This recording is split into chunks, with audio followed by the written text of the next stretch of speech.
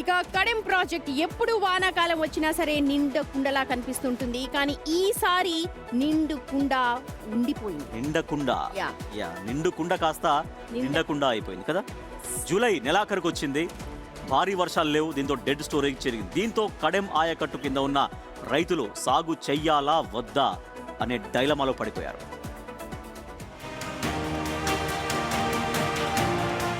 నిర్మల్ జిల్లా కడెం ప్రాజెక్టు ఆయకట్టు కింద ఖరీఫ్ సాగు ప్రశ్నార్థకంగా మారింది. రిజర్వాయర్ దాదాపు అడుగంటిపోయింది. ఆగస్టు దగ్గర పడుతున్న ఇన్ఫ్లో లేకపోవడంతో ప్రాజెక్టు వెలవెలబోతోంది. పైనున్న మహారాష్ట్రలో కుండపోత వర్షాలు కురిస్తే తప్ప కడెం ప్రాజెక్టుకు వరద వచ్చే అవకాశమే లేదు. ప్రస్తుతం 214 క్యూసెక్కుల ఇన్ఫ్లో మాత్రమే వస్తోంది.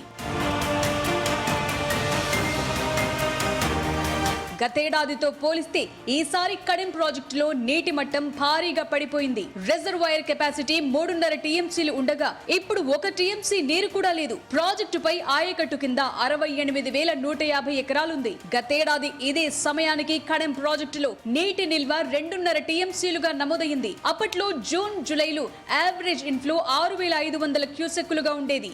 మేజర్ క్యాచ్మెంట్ ఏరియా అయిన ఆదిలాబాద్ జిల్లాలో ఇప్పటి వరకు 38%, నిర్మల్ జిల్లాలో 33% లోటు వర్షపాతం నమోదైంది. దాంతో కడెం ప్రాజెక్టు డెడ్ స్టోరేజ్ కి చేరింది. దాంతో నాట్లు వెయ్యాలా లేదా అనే ఆలోచనలో పడ్డారు రైతులు. ఇప్పటికీ కొందరు రైతులు నారు వేసి వర్షాల కోసం ఎదురు చూస్తున్నారు. కొన్ని చోట్ల అది ముదిరే స్టేజ్ కు చేరిందంటున్నారు.